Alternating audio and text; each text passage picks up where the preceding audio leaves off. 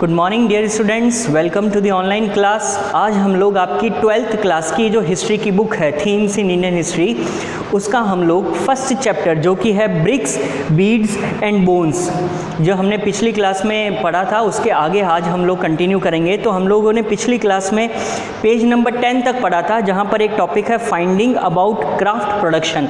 ये हमें पढ़ना है। मेरे पास में यहाँ बुक है, आप लोग भी इस वीडियो को देखते वक्त अपने पास में बुक हैंडी रखिए, आपकी बुक हाथ में रहनी चाहिए, ताकि मैं जो पोर्शन यहाँ पर पढ़ के आपको बताऊँ वही पोर्शन आप साथ ही साथ अपनी बुक में भी देख सकें, जिससे आपकी अंडरस्टैंडिंग थोड़ी सी बेटर बनेगी। तो हम लोग पेज नंबर 10 पे 5th पॉइंट आज पढ़ना शुरू करेंगे और पॉइंट है finding out about craft production. हमें ये देखना है कि जो अर्लीस्ट सिविलाइजेशन के ट्रेसेस हमें मिले हैं, उनके जो एविडेंस मिले हैं, उनके अंदर क्राफ्ट प्रोडक्शन कैसे किया जाता था। तो हड़प्पन सिविलाइजेशन के जो टाउन्स हमें मिले हैं और जो मोहेंजोदारो के टाउन्स हमें मिले हैं, उनके अंदर क्राफ्ट प्रोडक्शन कैसे होता था, ये चीज़ हमें समझनी है। तो देखिए, हमने लास्ट क्लास के अंदर ये देखा था कि वहाँ का सिटाडेल कैसे बना हुआ था। आज हम आगे कंटिन्यू करते हैं। तो यहाँ बताया गया है, मैं पढ़ना स्टार्ट करता हूँ, आप लोग भी अपनी बुक्स में देखिए। Locate Chanudaro. This is a tiny settlement which is less than 7 hectares as compared to Mohenjo-daro 125 hectares। तो हमें यहाँ पर बताया गया है कि मोहनजोदारो का जो टाउन था वो 125 हेक्टेयर्स का था, यानी कि वो एक बहुत बड़ा टाउन था। लेकिन हमें वहीं से थोड़ी सी दूरी पर एक और टाउन के ट्रेसेस मिले जिसका नाम है चानूदरो। ये जो चानूदरो है, ये टाउन बहुत छोटा सा टाउन है। अगर मोहनजोदारो के कंपैरिजन में देखें तो ये सिर्फ 7 हेक्टेयर्स का है, सिर्फ 7 हेक्टेयर्स का। इतने छोटे से एरिया में बना हुआ ये टाउन। जब हमने इस टाउन को डिस्कवर किया तो हमने उससे ये आइडिया लगाया कि ज़रूर ये टाउन एक स्पेसिफिक पर्पस के लिए बनाया गया था। अगर ये लोगों के रहने के लिए बसाया गया होता तो ये भी मोहेंजोदारो की तरह बहुत बड़े एरिया में होता, लेकिन ऐसा नहीं है। ये सिर्फ 7 हेक्टेयर्स के एरिया में बनाया गया था। दैट मीन्स कि इसका एक स्पेसिफिक पर्पस था, और इसका पर्पस था कि इस पूरे के पूरे टाउन को सिर्फ क्राफ्ट प्रोडक्शन के लिए यूज़ लिया जाता था। जैसा कि इस पैराग्राफ में भी आगे बताया गया है, almost exclusively devoted to craft production including bead making, shell cutting, metal working, seal making and weight making।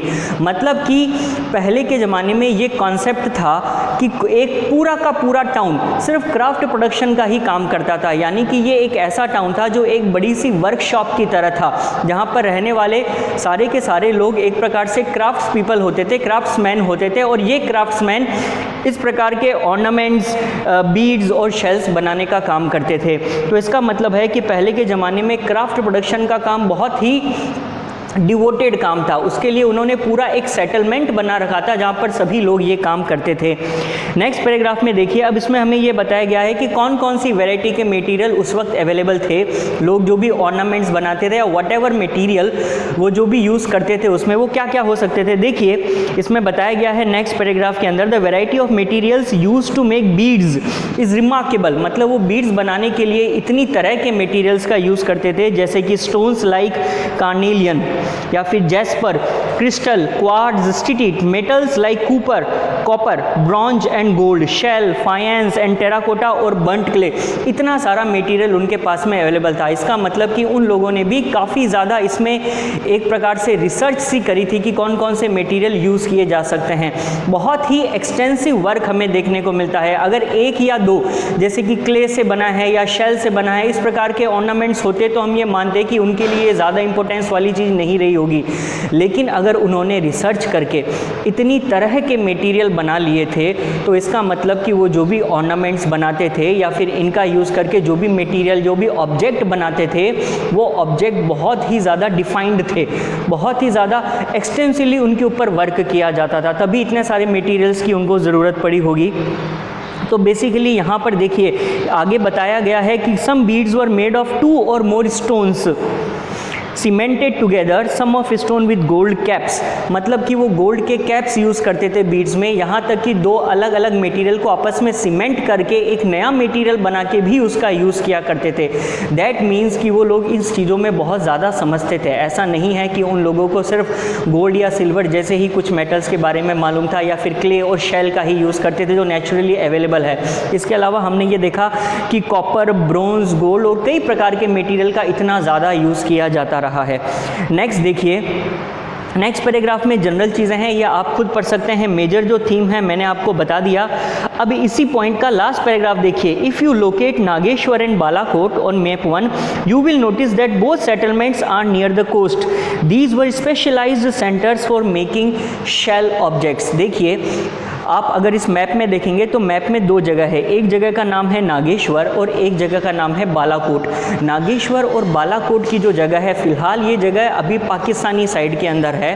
अभी अगर हम लोग इंडियन बाउंड्री के हिसाब से देखें तो ये नागेश्वर और बालाकोट जो जगह है ये रिवर्स के नज़दीक है। ये कोस्टल एरिया होने की वजह से यहाँ पर शेल ज़्यादा अवेलेबल हैं, तो इसलिए इन जो टाउन्स थे इनके अंदर शेल का यूज़ करके कई प्रकार के मटीरियल्स बनाए जाते थे। तो अब हमें इस पूरे टॉपिक में ये बताया गया है कि उन लोगों ने एक सिस्टम बनाया था। उस सिस्टम के अंदर जहाँ पर जो मटेरियल अवेलेबल है उस मटेरियल से जुड़ी हुई चीज़ें उसी जगह पर बनाई जाती थी। ये एक पूरा सेटलमेंट क्रिएट कर देते थे और उस सेटलमेंट को स्पेशली इसी काम के लिए डिवोटेड रखा जाता था। अगर वहाँ पर शेल ज़्यादा अवेलेबल है तो शेल से जुड़ा मटेरियल वहाँ बन रहा है, जैसे कि नागेश्वर और बालाकोट का एग्जाम्पल है। चानूदरो के अंदर भी हमने देखा कि वहाँ पर कुछ और क्राफ्ट प्रोडक्शन है वो स्पेशली डिवोटेड है। तो वहाँ पर सेटलमेंट्स जो हैं वो सिर्फ इसी पर्पस से बना दिए जाते थे कि वहाँ पर सिर्फ क्राफ्टिंग का काम होगा, क्राफ्ट से जुड़ी मटेरियल ऑब्जेक्ट्स बनाए जाएंगे। तो ये चीज़ यहाँ पर लिखी हुई है। नेक्स्ट हम लोग देखते हैं 5.1 आइडेंटिफाइंग सेंटर्स ऑफ प्रोडक्शन। अब हमें ये देखना है कि उस वक्त सेंटर्स ऑफ प्रोडक्शन कौन कौन से थे, कौन कौन सी ऐसी जगह थी जो स्पेशली प्रोडक्शन के लिए यूज़ ली जाती थी। तो देखिए यहाँ पे फर्स्ट पैराग्राफ में लिखा है, in order to identify centres of craft production archaeologist usually look for the following: raw material such as stone nodules, old shells, copper ore tools, unfinished objects, rejects and waste material.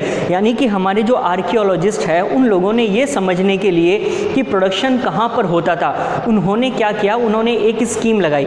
उन्होंने ये देखा कि जहाँ पर भी उनको ज़्यादा मात्रा में मटेरियल अवेलेबल हुआ, मतलब जब उन्होंने एक्सकवेशन किया उस दौरान जहाँ पर उन्हें ज़्यादा वेस्ट मटेरियल मिला, जहाँ पर रिजेक्टेड मटेरियल मिला, तो हम उससे ये आइडिया लगा सकते हैं कि ज़रूर इस चीज़ का प्रोडक्शन ज़्यादा पर वहीं हुआ होगा।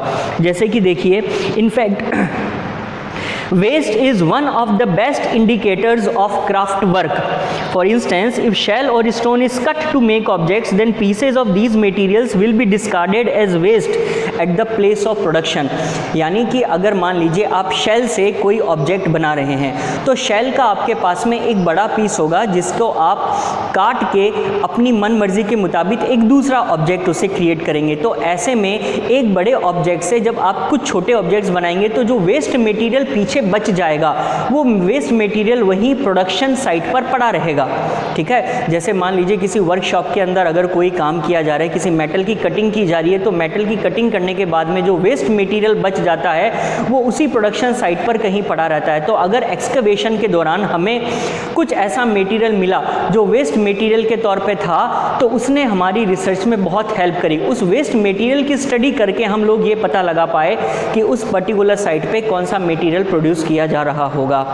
जैसे कि मान लीजिए जो ऑब्जेक्ट बनाया गया है वो ऑब्जेक्ट तो अपनी प्लेस से कहीं और चला जाएगा। जैसे मान लीजिए मैंने कॉपर या ब्रोंज का यूज़ करके कोई एक आइटम बनाया तो वो आइटम तो मैं किसी को बेच दूंगा, सेल कर दूंगा, लेकिन जो मेरी प्रोडक्शन साइट है वहाँ पर बहुत ज़्यादा चांसेस हैं कि बाकी बचा हुआ जो स्क्रैप होगा, जो रिजेक्टेड वेस्ट होगा, वो वहीं पड़ा मिलेगा। तो अगर प्रोडक्शन साइट के दौरान अगर हमें काफ़ी बड़ा अमाउंट मिला वेस्ट मटेरियल का तो उसने हमारी बड़ी हेल्प की। आर्कियोलॉजिस्ट को इस चीज़ से काफ़ी ज़्यादा अंडरस्टैंडिंग बनी थी, यही यहाँ पर दिया गया है। इस बेस पर उन्होंने प्रोडक्शन सेंटर्स के बारे में पता लगाया। तो ये इस पैराग्राफ के अंदर दिया गया है। नेक्स्ट हम लोग अब पॉइंट नंबर 6 पे आ जाते हैं। यहाँ पे लिखा है स्ट्रेटजीज फॉर प्रोक्यूरिंग मटेरियल। अब हमारे पास में नेक्स्ट क्वेश्चन ये पैदा होता है कि अगर उस वक्त इतने ज़्यादा क्राफ्ट्समैन थे और वो इतना एक्सटेंसिवली वर्क करके ऑर्नामेंट्स बनाते थे या फिर कई प्रकार के दूसरे ऑब्जेक्ट्स बनाते थे जिसमें क्राफ्टिंग का काम होता हो, तो वो लोग इतना मटेरियल कैसे लेकर आते थे। एक पॉइंट तो ये हुआ कि वो जहाँ पर मटेरियल अवेलेबल है वहीं पर एक वर्कशॉप या सेटलमेंट एस्टेब्लिश कर लेते और वहीं पर वो मटेरियल से ऑब्जेक्ट बनाए जाते। लेकिन मान लीजिए कोई ऐसा मटेरियल है जो उनकी साइट पर अवेलेबल ही नहीं है, तो उस मटेरियल को कैसे प्रोक्योर किया जाता होगा। प्रोक्योर करने का बेसिकली मतलब है टू मेक अवेलेबल। अगर आपके पास में कोई चीज़ नहीं है तो जहाँ वो चीज़ अवेलेबल है वहाँ से उसे अपनी साइट पर लेकर आना, वहाँ से उसे अपने लिए क्राफ्ट्समैन के लिए अवेलेबल कराना, वो प्रोक्योरमेंट होता है। तो अब हमें ये समझना है कि उस वक्त के लोगों की प्रोक्योरिंग मटेरियल्स, वो मटेरियल्स कैसे प्रोक्योर करते थे, क्या स्ट्रेटजीज अपनाते थे। तो फर्स्ट पैराग्राफ की स्टार्टिंग में लिखा है as is obvious a variety of materials was used for craft production. हम ये जानते हैं क्राफ्ट प्रोडक्शन में हमें कई प्रकार के मटेरियल मिले हैं। while some such as clay were locally available, many such as stone, timber and metal had to be procured from outside the alluvial plain। अब ये लैंड जहाँ पर बना है, ये टाउन जहाँ पर बना है, वहाँ पर एलुवियल प्लेन्स हैं, यानी कि वहाँ पर एलुवियल सिर्फ हमें वही सैंड मिल रही है। ऐसे में हमें क्ले अवेलेबल हो सकती है या फिर मान लीजिए अगर कोस्ट है तो शेल्स अवेलेबल हो सकते हैं। तो लोकली अवेलेबल है कुछ मटेरियल, लेकिन काफ़ी सारा मटेरियल ऐसा है जैसे कि मान लीजिए स्टोन है, टिम्बर है, ये वहाँ अवेलेबल नहीं है। जहाँ पर एलुवियल है वहाँ पर हमें स्टोन भी मिल जाएगा या टिम्बर भी मिल जाएगी, ऐसा ज़रूरी नहीं है। तो ऐसे में अगर आपको कई प्रकार के कलर्ड स्टोन्स की ज़रूरत पड़ती है, सेमी प्रीशियस मेटल्स की ज़रूरत पड़ती है, तो वो कैसे प्रोक्योर किया जाता था, क्या स्ट्रेटजी होती थी, वो हमें यहाँ एक्सप्लेन किया गया है। और इसमें हमें ये बताया गया है कि ज़्यादातर वो लोग क्या करते थे कि अक्रॉस लैंड रूट्स, दूर के कुछ एरियाज़ को आइडेंटिफाई करते थे कि वहाँ पर ये मटीरियल अवेलेबल है, फिर वो लोग बाकायदा वहाँ जाकर वहाँ से प्रोक्योर करते थे।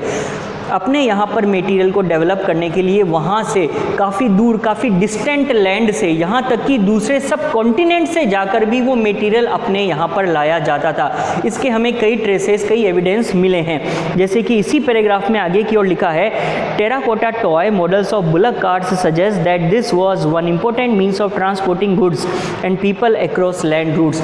हमें वहाँ पर मॉडल टॉयज़ मिले, खिलौने, टॉयज़ जो टेराकोटा के बने हुए थे। अब अगर उन्होंने टेराकोटा से एक बुलक कार्ट बनाई है, खेलने के लिए उन्होंने एक बुलक कार्ट का मॉडल बनाया है, तो हम ये मान सकते हैं कि ज़रूर उनके यहाँ पर बुलक कार्ट का यूज़ बहुत ज़्यादा किया होगा। मतलब कि बुलक कार्ट उनके लिए एक नोन मीन्स ऑफ ट्रांसपोर्ट रहा होगा, एक इम्पोर्टेंट मीन्स ऑफ ट्रांसपोर्ट रहा होगा, तभी उन्होंने उसको टॉय के मॉडल के तौर पे यूज़ किया है। सो दैट मीन्स कि यहाँ पर वो लोग टेराकोटा टॉय मॉडल्स के तौर पर बुलक कार्ट्स बना रहे हैं। इसका मतलब बुलक कार्ट्स का यूज़ किया जाता था। और साथ ही साथ में riverine routes along the Indus and its tributaries as well as coastal routes were also probably used. हमें पता चलता है वो लोग रिवर के रूट्स का यूज़ करते थे, यानी वाटर ट्रांसपोर्ट भी यूज़ किया जाता था और बुलक कार्ट का भी यूज़ किया जाता था। तो इनकी सहायता से, मीन्स ऑफ ट्रांसपोर्ट की हेल्प से वो लोग मटीरियल को प्रोक्योर कर सकते थे डिस्टेंट लैंड से। ऐसा नहीं है कि उनके पास में इतनी फैसिलिटीज़ नहीं थी कि वो डिस्टेंट लैंड तक ट्रैवल कर सके, उनके पास में अपने खुद के ट्रैवल के मीन्स थे। नेक्स्ट देखते हैं materials from the sub continent and beyond. इसके अलावा ये एक बहुत ही हैरान कर देने वाली बात है, एक सरप्राइजिंग फैक्ट है कि वो लोग हड़प्पन्स यानी हड़प्पा के टाउन में रहते थे, लेकिन इसके बावजूद वो अपना मटेरियल प्रोक्योर करने के लिए कई डिस्टेंट लैंड तक चले जाते थे। जैसा यहाँ लिखा गया है, the Harappans procured materials for craft production in various ways. For instance, they established settlements such as Nageshwar and Balakot in areas where shell was available। जैसा हमने अभी डिस्कस किया था, नागेश्वर, बालाकोट जो है वो कोस्टल एरियाज़ हैं, वहाँ शेल अवेलेबल था, तो वो लोग वहाँ पे टाउन को सेटलमेंट करते थे। इसके अलावा कुछ ऐसी साइट्स भी है जैसे शोचुघाई जो कि फार ऑफ अफगानिस्तान के अंदर है, वहाँ पर लैपिस लाजुली का अच्छा सोर्स अवेलेबल था, तो वहाँ से लैपिस लाजुली जो कि एक ब्लू स्टोन होता है, वहाँ से वो लोग लेकर आते थे। इसके अलावा जैसे कि लोथल है, जहाँ पर कार्नेलियन के सोर्सेज अवेलेबल है फ्रॉम भरूच इन गुजरात, और इस प्रकार राजस्थान से, नॉर्थ गुजरात से, और जहाँ पर जो मटेरियल अवेलेबल है वहाँ से वो लोग मटेरियल लेकर आते थे। यानी कि ऐसा बिल्कुल भी नहीं है कि वो लोग अपने स्पेसिफिक एरिया में जो मटेरियल अवेलेबल है, जो उन्हें लोकली अवेलेबल है, सिर्फ उसी मटेरियल का यूज़ करते थे। यहाँ तक कि अगर उन्हें ये मालूम होता कि कोई ऐसा मटेरियल है जो राजस्थान, गुजरात में अवेलेबल है, तो वहाँ से जाकर उसे प्रोक्योर किया जाता था। अगर उन्हें यह लगता कि ये कोई ऐसा मटेरियल है जो अफगानिस्तान में अवेलेबल है, जैसे कि लैपिस लेजुली, तो वहाँ से जाकर उसे प्रोक्योर किया जाता था। तो इसका मतलब है कि वो लोग लॉन्ग डिस्टेंस ट्रेवल भी करते थे अगर उन्हें मटेरियल को प्रोक्योर करने की ज़रूरत है तो उसके लिए। नेक्स्ट एक उन्होंने ये बताया है कि वो लोग एक्सपीडिशंस भी सेंड करते थे दूसरे एरियाज़ के अंदर। जैसे एग्जांपल के तौर पे हड़प्पा का जो टाउन है, मोहनजोदारो का जो टाउन है, फ़िलहाल ये पाकिस्तान वाले एरिया के अंदर है। राजस्थान बॉर्डर के बाद में पाकिस्तान का जो एरिया है आज प्रेजेंट डे में, वहाँ मोहनजोदारो और हड़प्पन टाउन्स थे। लेकिन उन लोगों को ये मालूम था कि राजस्थान में खेतरी नाम के रीजन के अंदर उनको कॉपर की अवेलेबिलिटी है, तो सिर्फ कॉपर को प्रोक्योर करने के लिए वो लोग वहाँ से राजस्थान के खेतरी एरिया में आए। खेतरी से उन्होंने कॉपर को प्रोक्योर करके अपने एरिया में यूज़ लिया, या फिर ये भी हो सकता है कि उन्होंने खेतरी के अंदर आकर वहीं पर मटेरियल्स को बनाया और उन मटेरियल्स को फिर अपने साथ में लेकर चले गए। उन लोगों को ये मालूम था कि जो गोल्ड है वो साउथ इंडिया के अंदर ज़्यादा अवेलेबल है, तो वो अपने उन टाउन्स से साउथ इंडिया के टाउन्स तक गए गोल्ड को प्रोक्योर करने के लिए।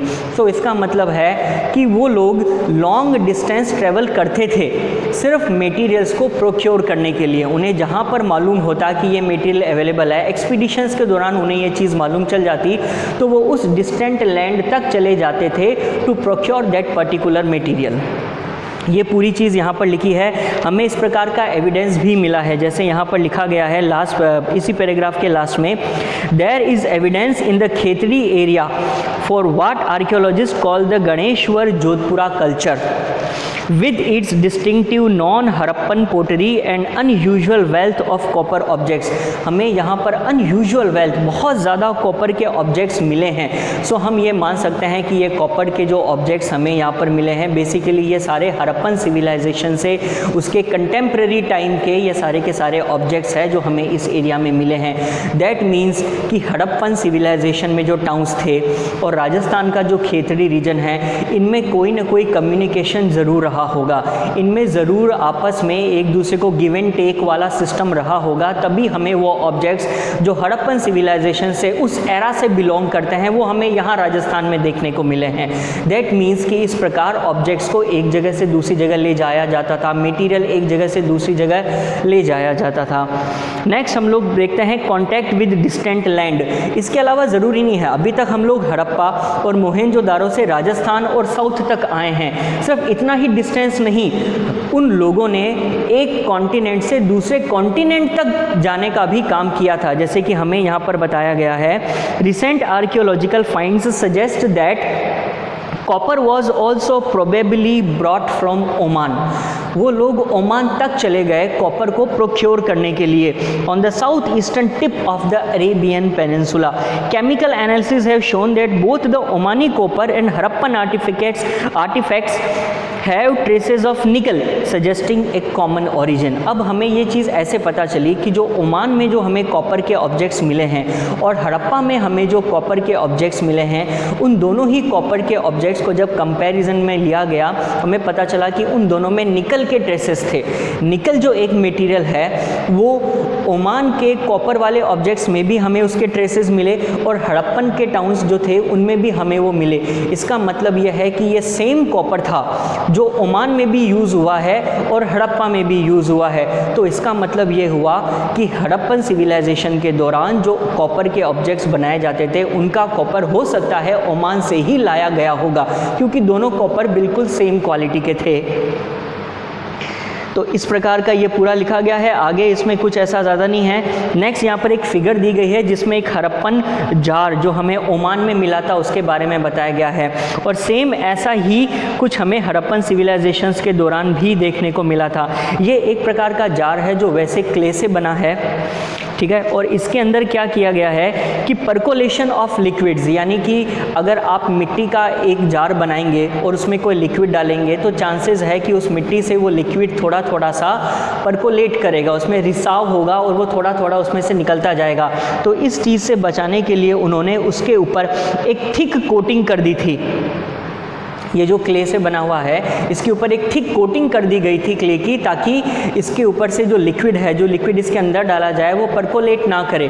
तो ऐसा हमें ओमान में देखने को भी मिल रहा है। सो दैट मीन्स कि यहाँ पर इन दोनों का ओरिजिन सेम हो सकता है। हो सकता है कि क्राफ्ट्समैन जो हो उन्होंने दोनों साइड्स के ऊपर काम किया है, क्योंकि काम करने का तरीका, ऑब्जेक्ट्स, आर्टिफैक्ट्स जो हमें मिले हैं दोनों जगह पे काफ़ी हद तक सेम है। इसके अलावा पेज नंबर 14 की स्टार्टिंग में देखिए, Mesopotamian sites also contain traces of निकल। मेसोपोटामिया की जो साइट्स थी वहाँ पर भी हमें निकल के ट्रेसेस मिले हैं। Other archaeological finds suggestive of long distant contacts include Harappan seals, weights, dice and beads. कई ऐसे ऑब्जेक्ट्स थे जिनमें हमें इस प्रकार के ट्रेसेस मिले हैं कि ये मेसोपोटामिया, ओमान और हड़प्पा, इन तीनों जगह के ऊपर जो कॉपर यूज़ किया गया है वो शायद सेम क्वालिटी का रहा होगा या सेम ही कॉपर है जो इन तीनों जगह पर पाया गया है। सो इससे हम ये आइडिया लगा सकते हैं कि पहले के लोग इतना ज़्यादा डिस्टेंट ट्रैवल कर लेते थे, नज़दीकी स्टेट्स, साउथ इंडिया और यहाँ तक कि एक दूसरे कॉन्टिनेंट तक चले जाते थे मटेरियल्स को प्रोक्योर करने के लिए। ये हमें आर्कियोलॉजिकल फाइंड्स में देखने को मिला है। नेक्स्ट देखिए, पेज नंबर 15 पे एक पॉइंट है, सील्स, स्क्रिप्ट एंड वेट्स। यहाँ पर उन्होंने इन तीनों चीज़ों के बारे में समझाया। मैं आपको समरी के तौर पे समझा देता हूँ। सबसे पहले बात करते हैं सील्स एंड सीलिंग्स की। सील एंड सीलिंग्स का उन्होंने पहले के ज़माने में हड़प्पन सिविलाइजेशन के दौरान सील्स का यूज़ किया जाता था। सील का मतलब एक प्रकार की स्टैंपिंग, एक प्रकार की सील होती थी जो किसी भी सामान के ऊपर करी जाती थी। जैसे एग्जाम्पल के तौर पे यहाँ बताया गया है, मान लीजिए एक बैग ऑफ गुड्स है, मैंने कुछ सामान को एक बैग में डाला और फिर उसके बाद में जो बैग का माउथ है, उसका जो मुंह है, मैंने उसको सील कर दिया, मैंने उसके ऊपर एक रस्सी से उसको बांध दिया। अब जहाँ पर भी मैंने उसको नॉट को टाई किया है, उस रोप से जिसको मैंने टाई किया है उसकी नॉट के ऊपर एक वेट क्ले से एक सील वहाँ लगा दी जाती थी। इससे क्या होता था कि अगर मान लीजिए में जो रोप है, उसका जो नॉट है, जहाँ से उसको बांधा गया है, उसकी जो गांठ वाला हिस्सा है, अगर मैं उसके ऊपर वेट क्ले को प्लेस करूँ और फिर उसके ऊपर स्टैंपिंग कर दूँ, अपनी सील लगा दूँ, तो फिर उसके बाद में अगर उस मटेरियल को, उस ऑब्जेक्ट वाले बैग को कहीं दूर भेजा जाएगा तो वहाँ पर उसे मिलने पर वापस चेक किया जाएगा कि क्या उसकी जो सील है वो इंटैक्ट है, क्या वो बिल्कुल वैसी ही है जैसी होनी चाहिए थी। अगर वो एज इट इज़ है तो इसका मतलब यह है कि उस बैग को छेड़ा नहीं गया, उसमें कोई भी प्रकार की टेम्परिंग नहीं की गई और उसका जो ऑब्जेक्ट है, जो उसके अंदर है, वो एज इट इज़ हैं। सो इसलिए पहले सील्स का यूज़ किया जाता था। इसके अलावा एक और है, अगर मान लीजिए सील इंटैक्ट है तो टेम्पर नहीं होगी। और लास्ट में प्लस ये आइडेंटिटी ऑफ द सेंडर को भी तो बताता है। मान लीजिए कि एक सील है, वो हड़प्पन सिविलाइजेशन को रिप्रेजेंट करती है और अगर उसे किसी डिस्टेंट लैंड में भेजा गया है तो वहाँ पर उन्हें वो बैग मिलेगा, तो उस सील को स्टडी करके वो ये बता सकते हैं कि इसका सेंडर कौन है, इसे किसने भेजा है। तो अक्सर सेंडर की आइडेंटिटी को और उसका प्लेस ऑफ ओरिजिन बताने के लिए सील का यूज़ किया जाता था। नेक्स्ट देखिए, नेक्स्ट पॉइंट है एन एनिग्मेटिक स्क्रिप्ट। अब हमें वहाँ पर जो सील और सीलिंग्स मिली हैं उनके अंदर एक प्रकार की स्क्रिप्ट का यूज़ किया गया था। उन्होंने एक कुछ लेटर्स लिखकर वहाँ पर ये बताया था कि ये सील किसने लगाई है, लेकिन अभी तक हम उस स्क्रिप्ट को पूरी तरीके से डिसाइफर नहीं कर पाए हैं। हम ये नहीं समझ पाए कि उस स्क्रिप्ट में क्या लिखा गया था। इसकी एक वजह यह है कि वहाँ पर जो अभी हम लोग लैंग्वेज यूज़ करते हैं, उस लैंग्वेज में कुछ लिमिटेड अल्फ़ाबेट्स हम लोग बोलते हैं और उन अल्फ़ाबेट्स का जो प्रोनाउंसिएशन है वो हमें मालूम है वो कैसे होता है, और लिमिटेड होने की वजह से उसे ईजिली समझा जा सकता है। लेकिन हड़प्पन सिविलाइजेशन के दौरान ऐसा माना गया है कि उनकी जो स्क्रिप्ट थी, उस स्क्रिप्ट के अंदर जो साइंस यूज़ करते थे, हमने पिछले लेक्चर में पढ़ा था कि वो लोग साइंस यूज़ करते थे वेज लाइक शेप के अंदर, तो वहाँ पर वो साइंस के नंबर 375 से लेकर 400 था। जैसे कि इंग्लिश लैंग्वेज में मैक्सिमम 30-32 हम इतने लेटर्स पढ़ते आए हैं, लेकिन उस वक्त एटलीस्ट 400 के आसपास लेटर्स थे। तो इतना ज़्यादा उन्होंने लैंग्वेज में साइंस बना के रखे थे। और साइंस को पढ़ना मुश्किल होता है क्योंकि हमें नहीं मालूम कि उन्होंने साइन किस ऑब्जेक्ट के लिए यूज़ किया। कुछ ऑब्जेक्ट्स है जैसे कि कुछ साइंस है जैसे कि एनिमल है, उसको हम देख के समझ सकते हैं कि एनिमल का है, लेकिन कई ऐसे साइंस थे जिन्हें हम अभी तक डिसाइफर नहीं कर पाए हैं, हम उनकी स्क्रिप्ट को अभी तक नहीं समझ पाए हैं क्योंकि हमें वहाँ पर एटलीस्ट 400 टाइप की डिज़ाइंस मिली हैं। लेकिन एक चीज़ जो हम लोग जानते हैं वो ये है कि ज़रूर वो लोग राइट टू लेफ़्ट लिखा करते थे। आमतौर पे हम लोग जो इंग्लिश और हिंदी लैंग्वेज लिखते हैं उसे लेफ़्ट से लेकर राइट में लिखते हैं, लेकिन उस वक्त जो लैंग्वेज है वो राइट से लेकर लेफ़्ट में लिखी जाती थी, ऐसा हमें मालूम है। ऐसा हमें इसलिए पता चला क्योंकि हमें जो स्क्रिप्ट वहाँ पर मिली है, उस ज़माने की जो स्क्रिप्ट्स है, उस एरा की जो स्क्रिप्ट्स है, उन स्क्रिप्ट्स के अंदर राइट वाला जो पोर्शन है उसमें काफ़ी वाइड है, उसमें काफ़ी वाइड स्पेस है, यानी उसे काफ़ी खुला खुला लिखा गया है। तो हम ये ऐसा मान सकते हैं कि उन्होंने यहाँ से लिखना शुरू करा होगा और जहाँ पर लाइन एंड होती है वहाँ पर उनको बहुत ही ज़्यादा आसपास लिखा गया है। तो इसका एक मतलब ये हुआ कि आमतौर पे जब भी हम किसी लाइन को लिखना शुरू करते हैं तो शुरुआत में हमें स्पेस का आइडिया नहीं होता, तो हम लोग अपने वर्ड्स को थोड़ा सा ओपन स्पेस देकर लिखते हैं, लेकिन जब लाइन ख़त्म होती है हमें लगता है कि लाइन तो ख़त्म हो गई, अब और हमारे पास में लिखने को काफ़ी सारा बाकी रहा है, तो हम लोग वर्ड्स को, लेटर्स को एकदम पास लिखते हैं ताकि कम स्पेस में ज़्यादा कुछ लिख सकें। तो उन स्क्रिप्ट्स में भी यहाँ पर वाइड स्पेस है और यहाँ पर इस वाले एरिया में काफ़ी आसपास उनको लिखा गया है। सो हमने ये कंक्लूजन निकाला कि ज़रूर वो लोग राइट से लिखते होंगे और लेफ़्ट में आते आते जब स्पेस कम रह जाती थी तो उनको पास में लिखने की कोशिश करते थे, यानी कि उनकी जो स्क्रिप्ट है वो लिखी राइट टू लेफ़्ट जारी है। लेकिन उन्होंने लिखा क्या है ये हम एग्जैक्टली अभी तक डिसाइफर नहीं कर पाए हैं, ये अभी तक हमारे लिए एक प्रकार का एनिग्मा है, हम इसे नहीं समझ पाए हैं। ये चीज़ यहाँ पे लिखी है, आप इसे देख लीजिएगा। नेक्स्ट हम लोग बात करेंगे वेट्स की। वेट्स का मतलब होता है बेसिकली वजन करने के लिए, वेट करने के लिए ऑब्जेक्ट्स का वो लोग क्या यूज़ करते थे। इसके लिए यहाँ पे लिखा है exchanges were regulated by a precise system of weights usually made of a stone called chert and generally cubical. वो लोग वहाँ पर क्यूबिकल ऑब्जेक्ट्स का यूज़ करते थे वेट करने के लिए, और उन्होंने बेसिकली 2 प्रकार के डिनोमिनेशंस रखे थे। कुछ डिनोमिनेशंस तो बाइनरी थे, वो जैसे कि 1, 2, 4 kg, 8 या वॉट एवर, kg तो नहीं होता होगा, लेकिन वो जो कुछ भी यूज़ करते थे यूनिट, उस यूनिट के हिसाब से इन्होंने अपने वेट्स का डिनोमिनेशन किया हुआ था। तो कम वेट के लिए कम डिनोमिनेशंस थे और यहाँ तक कि कुछ ऐसे डिनोमिनेशंस थे जो हायर के लिए भी थे, यानी कि बेसिकली एग्जाम्पल के तौर पे प्रेजेंट डे में जैसे हम मान लीजिए 1 kg, 2 kg, 3 kg, 100 kg, 500 kg इतनी डिनोमिनेशंस रखते हैं, तो वो लोग भी लोअर डिनोमिनेशंस लोअर वेट के लिए और हायर डिनोमिनेशंस हायर वेट के लिए रखते थे। जैसा इसमें बताया गया है कि वो एक प्रकार का डेसिमल सिस्टम यूज़ करते थे हायर डिनोमिनेशंस को बताने के लिए और बाइनरी सिस्टम यूज़ करते थे लोअर डिनोमिनेशंस को बताने के लिए। ये चीज़ आप अगर एक बार वापस पढ़ेंगे पैराग्राफ तो आपको और क्लियर हो जाएगी। तो बेसिकली ये 3 पॉइंट्स आपके और कवर हो गए, सील्स, स्क्रिप्ट्स और वेट्स।